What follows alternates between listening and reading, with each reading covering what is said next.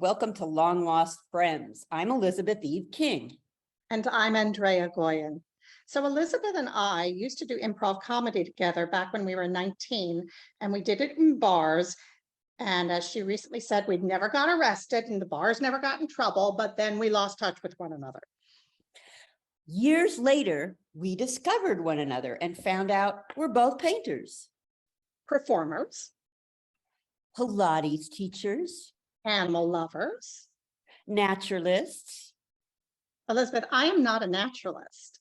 I love nature, but I'm not a naturalist. Well, that counts. The point is, We're long lost friends. And we're both award-winning fiction writers. When one of my pieces was published in MetaStellar, we decided to start this show. So MetaStellar, for those of you who don't know, is an online speculative fiction magazine, and we publish horror, fantasy, and science fiction. There's a link below in case you want to learn more about us. So today we are so happy to welcome back Rosalind Helfand, who's joining us again for a second conversation. And a little bit about Rosalind. She hails from Los Angeles, California, where she's a leader for social and environmental issues from climate change to education. She's worked for the city of West Hollywood, leading programs for literacy, women's leadership, and human rights. She co-founded and co-directed the city's multiple award-winning regional book festival, the West Hollywood Book Fair, for 10 years. During this time, she championed innovative programming for science fiction, fantasy, science, and graphic novels. In 2014, the founders of Sci-Fest LA approached Rosalind, and she became the founding director of a series of short science fiction writing competitions, which became the Omega Sci-Fi Awards. You can check our other episode that we did with her to learn more about that. Rosalind continues to direct the Omega Sci-Fi Awards today while heading her environmental and social policy consultancy, PAGE, which stands for Policy Action Justice Environment. It's a consulting firm. An expert on global biodiversity and climate change policies and solutions, Rosalind currently consults for the United Nations Women as the thematic lead of their Feminist Action for Climate Justice Action Coalition. Wow, that's a lot. She's the co-founder of the California Global Environment Biodiversity Working Group and of the Global Green Recovering Collaborative. Rosalind holds a BA in Environmental Studies from UC Santa Cruz and a Master's in Conservation Leadership from the University of Cambridge. And wow, there's so much there, my brain is already exploding. So welcome back. And I know before we get started, Elizabeth brought some pet to show us. Well, it's not a pet. It's not a pet. It's going to lead me someday, we hope.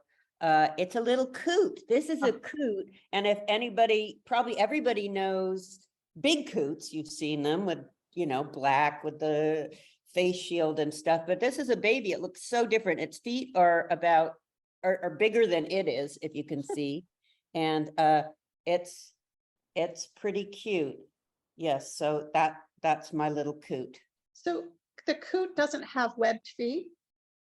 It's very interesting, and they're gonna get more webbed sort of as they get on, but they aren't webbed like a duck's. They aren't connected like that. Each individual toe, if you will, gets its own sort of webbing, which is going to get bigger, but you can sort of see it growing. Yeah, I could see it. And so that's going to, he's like, let me down. He's like, put me down. That's going to get bigger, but but yeah, they're quite amazing. And it's pretty funny because they're so big. He's great going forward, but sometimes he tries to go backwards and there's nothing back there and he just falls over. So well, I like how the coot's not really fazed by this. So yeah, no, the coot doesn't care. The coot was just on my. He's not a very phased bird. He's they have aren't you? You want some food? What are you feeding him? Cat food. If you find a baby bird actually, and you get dry cat food and wet it, that's 90% of birds will do okay on it because it's so high protein and they're used to eating little bugs, and it's hard to catch little bugs. So cat food's easier. Interesting. Interesting. Well, Rosalind, we wanted to have you back because I couldn't say everything very well, but you do so much and it's so fascinating. And so we wanted to chat with you about your organization, what you do, and because it's exciting. So I don't know what question to start with, quite honestly, except if you could tell us a little bit about what you do. Okay. Well, Or- yeah, it's a lot. So, I think I'll go back to my childhood, which I talked about a little bit in my other interview as well. But so I'm from Los Angeles, and I grew up in the suburbs in the Simi Valley area, and saw a lot of run amok development on wilderness areas taking place. And these are areas that I loved as a child. My parents kind of let me run free, and they would send me out the door for the day on weekends and just tell me to be back in time for dinner. And I would go hiking in the hills and bicycling, and those were the days when you didn't even have a cell phone, and I just knock on a door and at a neighbor's house and ask to use the phone if I was running late, to call my parents and tell them. But I grew up with coyotes singing in the hills, and mountain lions, and turkey vultures, and I grew to really love nature. And so when I saw not only the development run amok, but also that feeling of powerlessness that so many people had about it, I felt like it was really important to fight back. And so I became an environmental campaigner at an early age. 12 years old, I really started to get into environmental advocacy work. And I was a co-founder of the student branch of the Sierra Club, the Sierra Student Coalition, and was leading national campaigns for them on issues like lead poisoning. And I campaigned for the Mojave Desert Preserve in California. And once I got out of undergraduate college, I did the environmental studies program at UC Santa Cruz. I came back to Simi Valley while I earned enough money to go out into the world again. And I ended up helping to lead a local campaign to start yet another housing development on hillside wilderness area. And it was a 3-year campaign, but it was successful, and got a lot of experience in regularly going to city council and planning commission meetings and questioning everything and asking to review developer applications and working on the PR aspects and bringing public awareness to what was taking place.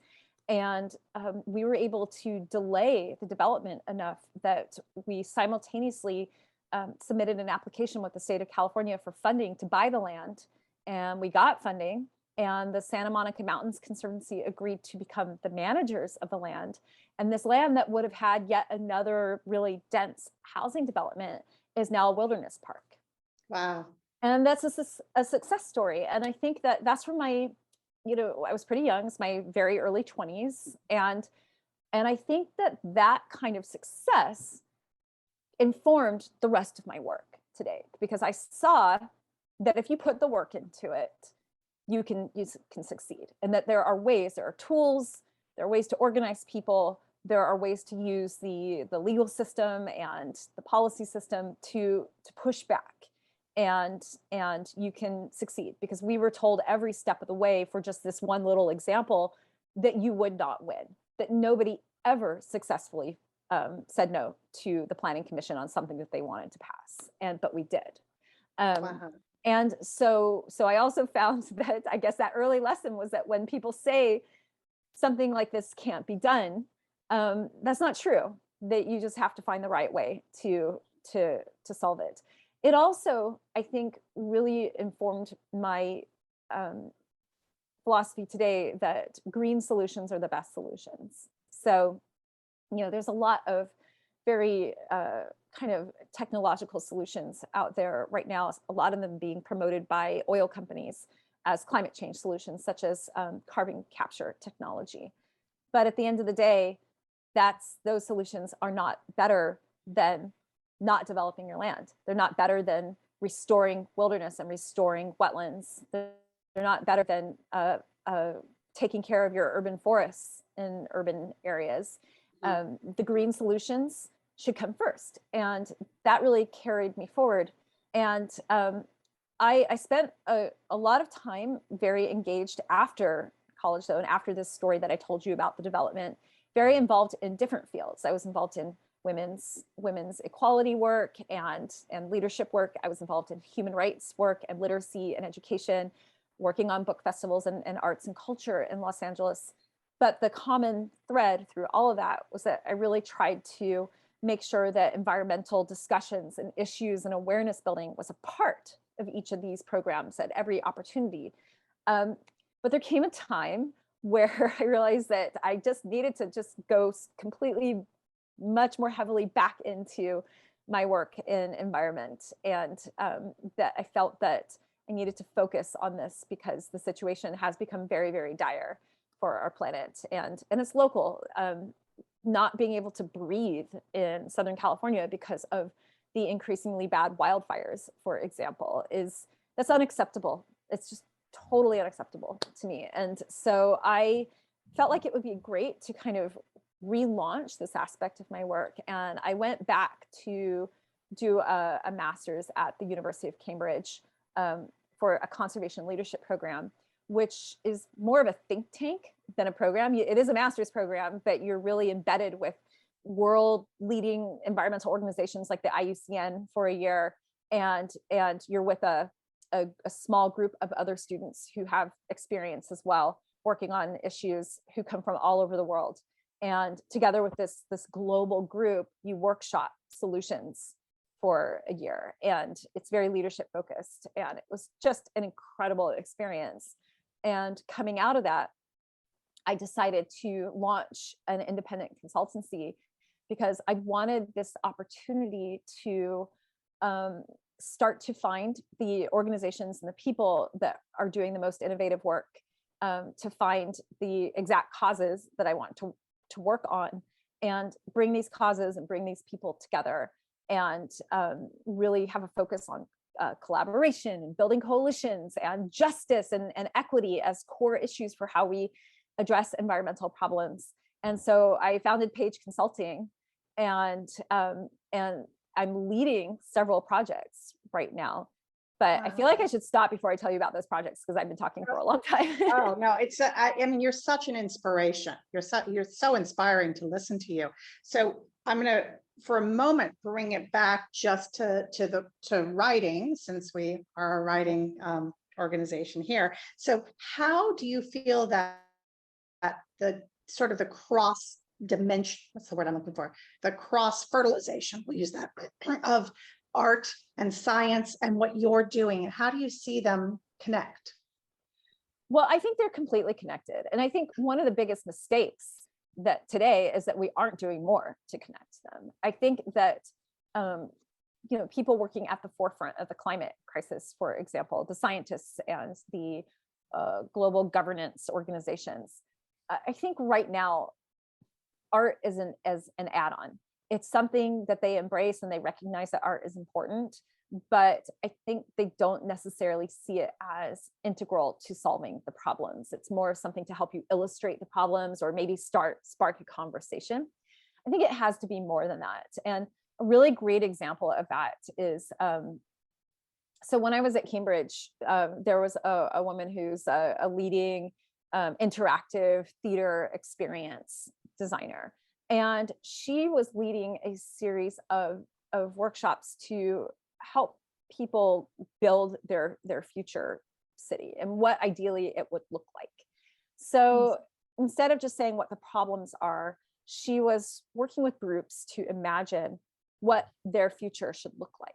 And there was a building and hands-on art aspect to this, where you're literally, creating your city. There was also a lot of writing that was a part of it, where you were writing your pieces about it and writing about what you envisioned. And it was very creative, imaginative, written pieces. Some people wrote poetry around it. And then people started to build the city of the future. And then after you build it, you go back and you talk about what are the steps to get there? What's the transition that we engage in to get people from where we are now to what we've imagined?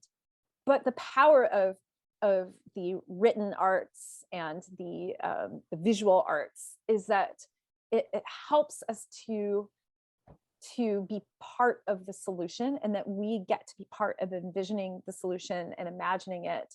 And if we can imagine it, we're much more likely to support it and to work on it and to help each other get there. Whereas if somebody says we should do this, but you can't picture it yourself, or you can't see how to get there, it can be very, very hard to get somebody on board if they can't visualize it. And I think for a lot of writers and artists, and I know for me, because I also write and I'm also an artist, is that, like, for me, it's automatic. I can imagine it, and I can imagine all the steps, I can build it out in my mind, and I can build the world, what it's going to look like. And then I can imagine every bit of how to get there. But what I found is that doesn't work for everybody. And I think that the arts are absolutely critical to getting people engaged in that. And I do think that if we can successfully engage people in imagining how to get there, and they're part of that process, that we can get concrete support for this change that could translate into improvements for our local and planetary outlook. Definitely. Well, I've always been fascinated how, like, I think Edgar Allan Poe was the first person to say, wow, the light we see from stars is distant light. It's taking time to reach us, so we're seeing the past when we look at the sky. That Beatrix Potter. Yes, thank you, Beatrix Potter, Peter Rabbit. She was an amazing biologist and really came up with the whole notion of lichen being, fungus and algae, and just was not listened to because she was a woman, and went on to do Peter Rabbit. But the intersection of art and science, and looking at things sort of with a fantasy eye almost, and the science, is, and you can see that's happened in the past with Star Wars, whether or not you like it. Larry Niven and Jerry Purnell were very into the whole Star Wars thing with science. So why couldn't we do it with maybe a little different slant at this point? So that's really great. But you have that science background. What is that like? Because I think there's, there are a lot of writers, science fiction writers, who don't have that knowledge. I mean, is there something? Well, I think, so my science background is ecology. And I think the thinking of the future is ecosystems thinking, which means that you're really thinking at all times about how everything is connected. And you're able to illustrate those connections in a way that people understand. So, right now, it's very, very hard to engage communities in kind of interconnected solutions to problems. So it's really easy to sell, say, a recycling program, and people really want that to be the answer. You recycle your plastics and done. Okay, I get there's waste. We need to do something other with waste other than it going to landfills or going out to the ocean. I've been told the solution is recycling. I can focus on that. That's it. But then what if you have to think about, well, how is it recycled? What chemicals are used? How much water is used? Does it all actually get recycled? Would it be better to support a zero waste program? What does that look like? How do you imagine it? Then suddenly it becomes really messy and complicated. And getting people to think in these more, to find these more, these messier issues where so many things are connected and there are layers of issues, and you have to start to tease them apart, and you have to think about that ecosystem of issues and how it's networked together. Getting people to be comfortable in thinking that way and saying, okay, well, what are the possible benefits and consequences to each solution? Where does this come from? What are the knock-on effects? Where is it going? And how can we choose the best solution based on these factors for nature and climate and reducing pollution? That's a tall order for most people, but we kind of have to rewire how we think in certain respects. And I think that for people who want to write really kind of savvy science fiction that's tuned into issues, is thinking about how you bring your reader along with you on these journeys where you start to tease apart complexities and how issues are connected and how you make decisions and choices for your solutions. I think you can have a lot of fun with that, but also you can help to train your reader to think that way as well through the process. Yeah, that's really, really interesting. I mean, Elizabeth and I always like when we have someone on who is more of a scientist than anything else to sort of say, you know, there's so many, it opens up the world. Any little, you know, like a bone can open up a world into that possibilities of the bone, where it came from. And so, but I hadn't thought of things quite the way you're saying them. So this is kind of opening my mind to thinking about that too. I like that a lot. Well, I like the whole ecosystem thing because Yeah. it's what was God, I can't remember the name of the book I'm thinking of, but it dealt somewhat with the fungal network and how trees communicating and that whole, you know, Andrea and I are always playing around with the idea, maybe, you know, plants are the ones that are the most evolved. They can make their own food. They don't do any waste. They're just, you know, they're obviously communicating. I mean, send out pheromones, they ask for, so all that kind of thing. You're not thinking of the overstory, are you? Yes, I was thinking of the overstory. Thank you very much. Yeah. There's another term called systems thinking. And that term basically means that you are thinking in terms of these systems and how the systems work, every part of a system works together. And again, I think that's just another way of saying what I've already been talking about, is really looking at connected ideas, connected solutions. And I want to ask you, and I'm not sure what the question is, I just know because I worked in social justice for a long time with kids and stuff, but my was always arts and science focused. And occasionally I would get, it was okay, like, no, it was like 2000. So it wasn't that long ago, right? I mean, long ago, but not 100 years ago. And I would get sometimes into arguments about, well, you're for the environment, you're not for people. And that you know, where I was like, hey, if, you know, it's like having a house, you burn down the house, you have no place to live.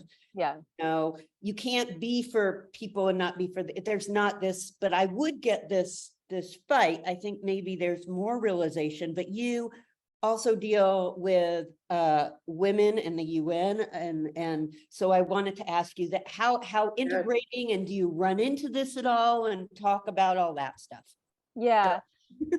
Well, I mean, yes, and that's a really classic issue, and I think that you know, that idea of you're for the environment but not for people comes back to large scale environmental conservation projects where you're protecting land on a large scale, and your focus is on habitat protection, but you're not looking at whether there are impacts on people on that land or around that land or who used to live on that land.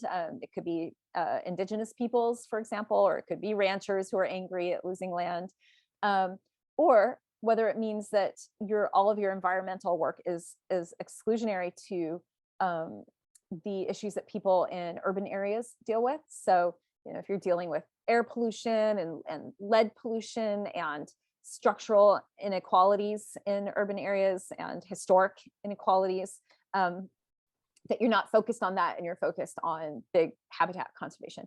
That's changed greatly. I would say in the past 20 years, it's steadily changed. And I think that there is pretty strong recognition at this point that human equity and justice must be completely integral to all of our solutions. And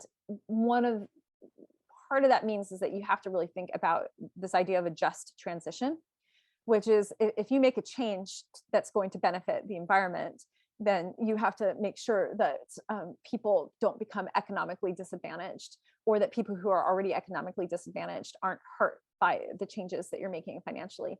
And it really does, I think, come down to money in a lot of ways. And there's tremendous, as we know, huge hoarding of wealth in not just industrialized countries, but I would say even in non-industrialized countries where you have some people who have become very, very wealthy, are just hoarding it. And our economic system worldwide allows for hoarding of wealth and not properly taxing and distributing funds for the public good.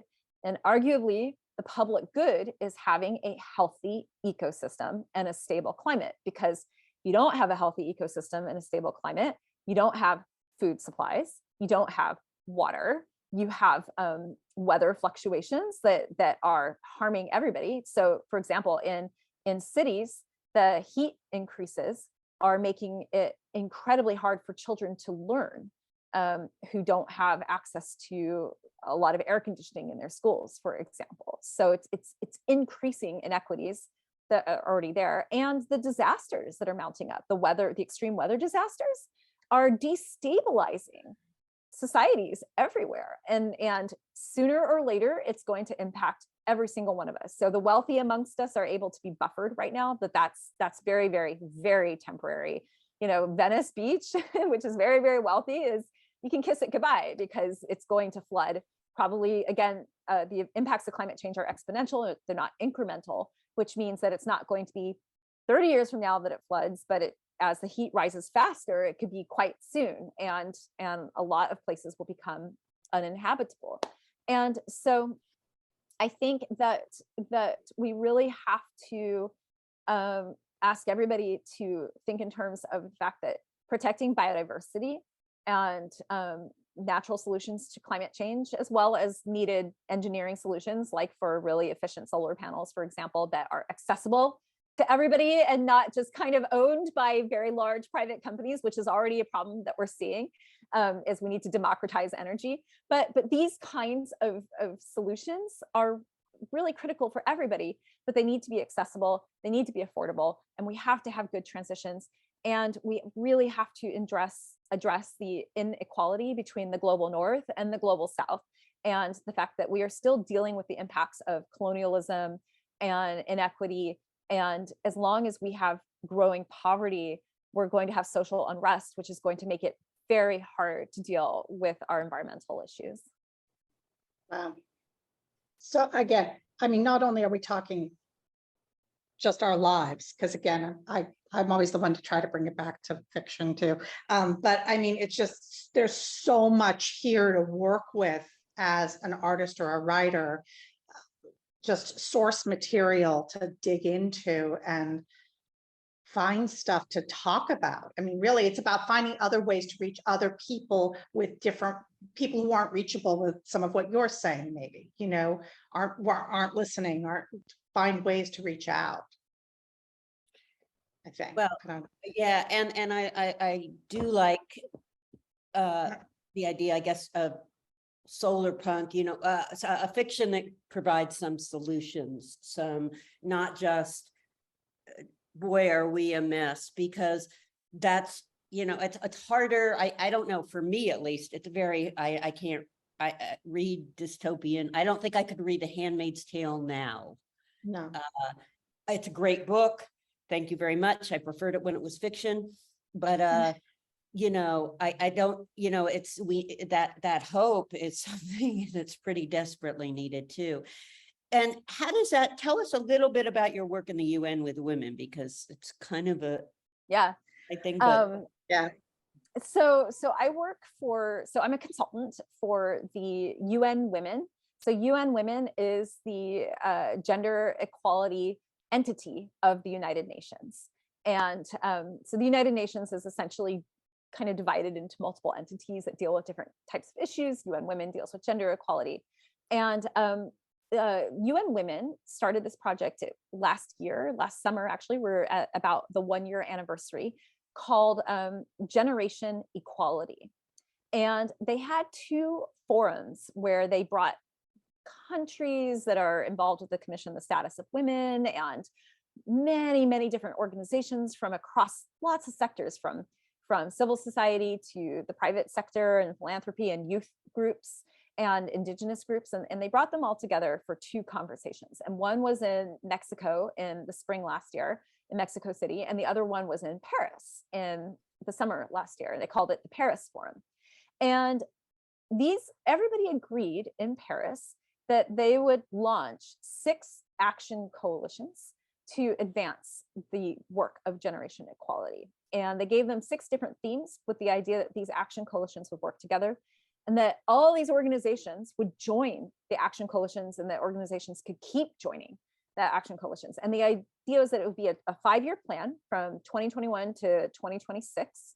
And each organization that joined the coalitions would make a commitment to advance the work of the coalition by 2026. So the action coalition that I'm the lead on is called Feminist Action for Climate Justice. And there are other coalitions. My other coalitions include technology and innovation. They include gender-based violence, sexual health and reproductive rights and bodily autonomy, economic justice and rights, feminist movements and leadership. So it's a really incredible set of action coalitions working together. And in my Feminist Action for Climate Justice coalition, we have over 100 organizations that have made commitments everywhere from the Maldives and the United Kingdom and the Nordic region of countries to youth organizations like Fridays for Future. And they're all involved in this action coalition. And they all have made commitments to furthering the work of it. And so right now, the work that I'm doing is to support all of these organizations in collaborating with each other, as well as implementing their on-the-ground initiatives and commitments to see this all come together to kind of level up our goals so that we hit some real change and make a real difference. Wow. Can you give me a specific example, like of one of the projects? So Fridays for Future, for example, has incredible projects to engage young women and girls in participating in forums where they can help contribute to decisions on policy. And like the climate negotiations are called the COPs, which COP stands for Conference of Parties. So the last one was in Glasgow. The next one's coming up in Sharm el Sheikh, Egypt in November. And they're really working to engage young women and girls in making sure that they can participate in these decision-making forums. We have a indigenous women-led organization in Colombia that's providing education around how you really take on the ground action to become more resilient to the impacts of climate change and biodiversity loss. And so the International Development Law Organization is one of our commitment makers, and they're working in multiple countries right now to advance the ability of women and girls and in all their diversity to engage with policy and legal systems in order to start to implement change. We have a focus on land ownership. So one of a big issue worldwide is that more often than not, the people working land for agriculture are women, but the people who own the land are men. And because women are completely disempowered from decisions about the land that they themselves are doing the work on, they aren't able to drive more climate resilient solutions and sustainable agriculture solutions. Sustainable agriculture is a key issue when it comes to combating climate change. So some of our organizations are working to advance land tenure and land rights for women so that we can start to address these issues. Wow. I keep saying wow a lot. I keep going wow at the end of everything you're saying. I'm like, wow. So I have a really inspiring story. So I talked about, I mentioned a party in our last podcast, and I was at another party. I like to go to parties. And so I was at a party in Los Angeles, and it was, I think I'm going to mispronounce it, but it was led by a nonprofit of women filmmakers called the Chimera Project. So it's called the Chimera Project. And it's just this absolutely phenomenal group of women filmmakers in LA. And we started talking about, hey, you know, what if we did something to support the work of this action coalition that was really kind of featuring the on the ground impacts that these organizations who have committed to the coalition are having to make change.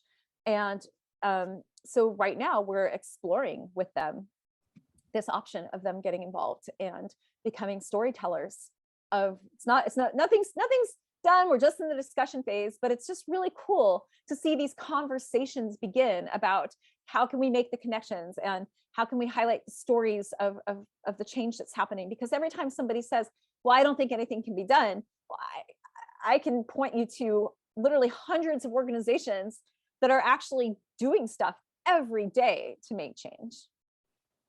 I think Rosalind, you should have a blog that just has a daily affirmation of something good that's going on in the world.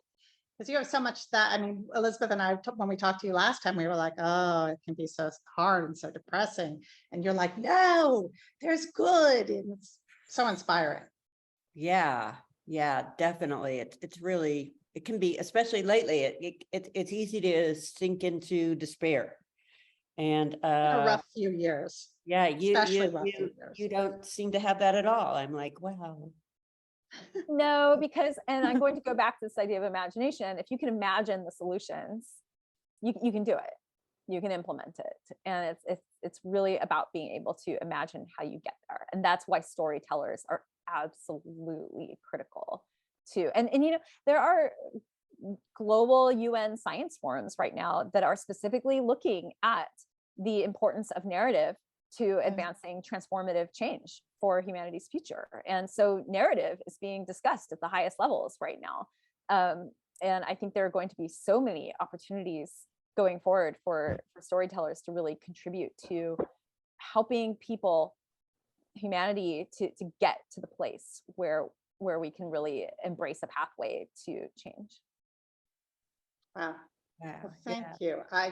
We could talk forever, but I think we should wrap up. But we could talk to you forever and ever and ever about all kinds of different things. And hopefully maybe you'll come back another time and talk to us.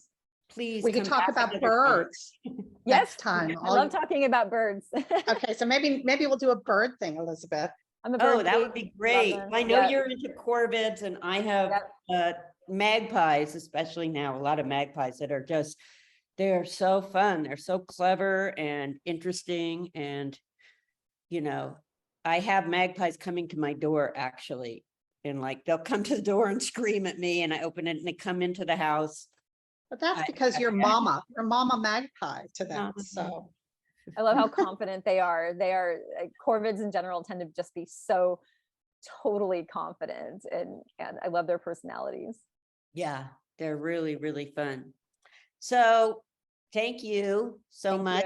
And we always end with the best thing we learned this week. So let me, and I usually start just because I do. So I want to mention one more time, Andrea won a fiction prize this week, and she's being very modest, not mentioning it. So I wanted to say that. Thank you. And it's always nicer when someone else mentions those things for you, you know. Isn't it? It's nice to have somebody else blow your horn. It's like, I don't. And so the best thing I guess I learned this week too is that in Northern California, goats are giving firefighters a big assist. Firefighters in West Sacramento have a not so secret weapon in their arsenal. It's lots of goats. They use hundreds of goats to clear out weeds, high grass, and other dry things that go up in flames. And the goats are very happy gobbling up everything and creating environmentally friendly fire breaks. So I kind of like, that's my best thing. And goats are so cute and funny and also have a lot of confidence, like those birds. We have best, weirdest, whatever. Mine's a weird one. So if you like to eat figs, you may not want to listen, but you may not care. So what You know you're- this. Elizabeth's like, know oh, what I you're already gonna know this. say. So figs are not really fruit. First of all, they're a flower. And in order for a fig, Rosalind's nodding too, in order for a fig to become something that we eat, so an edible fig, it needs a fig wasp to pollinate the fig. But the fig wasp, my understanding is first the female dies when she's pollinated, her wings fall off, she dies there.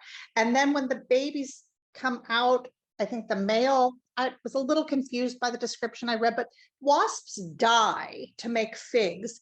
And then the fig uses enzymes and dissolves them. So within a fig, basically is a dissolved wasp, which, I mean, they're in our cereal too, bugs. So, but so they were just saying they don't really consider them vegetarian food because an animal died in the creation of a fig.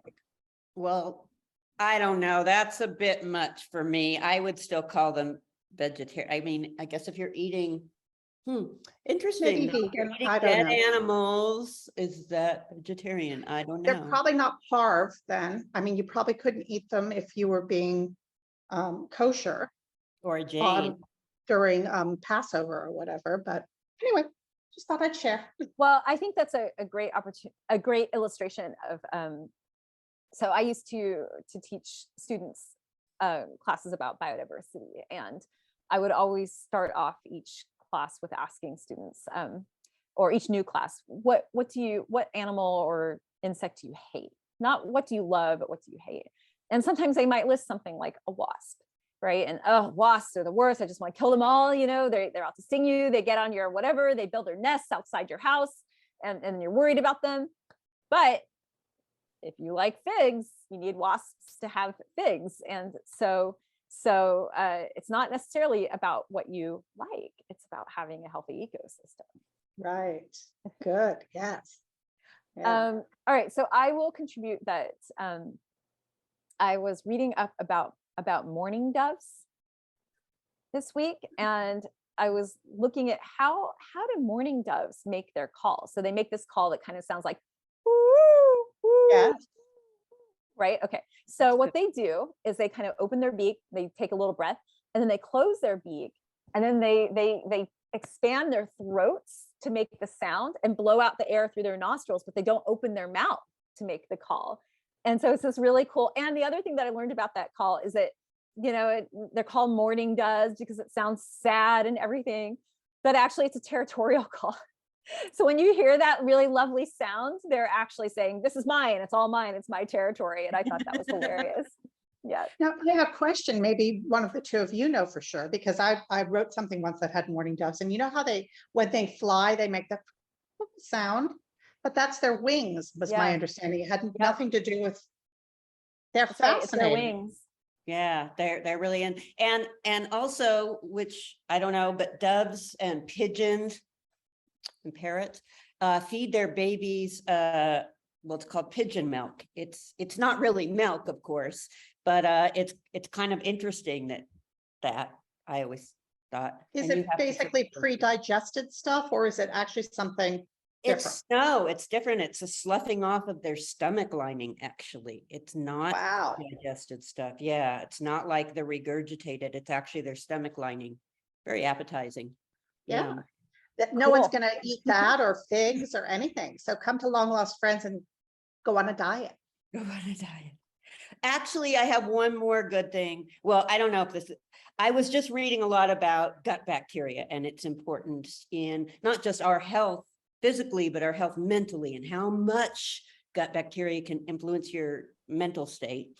And this one guy mentioned, he's like, if you just eat 10 different kinds of fruit and vegetables a day, it's going to completely change everything. And a way to do that is to just go to a store and get like 10 different things, strawberries and spinach and And I did this yesterday, put it all in a blender, make a thing, and just have like a little cup of it sometime during the day. It tastes pretty good, actually, but it's just like, it gives you that much more gut bacteria. So that's my new health thing. So when you come to sloughing off your stomach lining, you're going to be in good shape. Exactly. My little doves that I'm regurgitating into are going to be so healthy. Nice. Again, we're so happy you were with us today, Rosalind. Yeah, Thank you. Thanks for having me. It's a pleasure. thank you for coming. You're just an inspiration, and really, you're the best thing I learned this week. True, right? Seriously, thank you. Yeah. And thank Maria Korloff for making this show possible, and Sydney Levinson for her wonderful editing. We couldn't do it without you guys. We couldn't. So please like this video if you liked it, and leave comments below because we'd love to know what you're thinking. And be sure to subscribe to our channel so you won't miss future episodes. And if you'd like to support MetaStellar, the magazine, you can go to our Patreon page, and all the money that we get goes to paying for original fiction. So everybody who works on the magazine is are all volunteers. So thank you again, Rosalind, and thank you everyone for joining us, and we'll see you next time. Bye.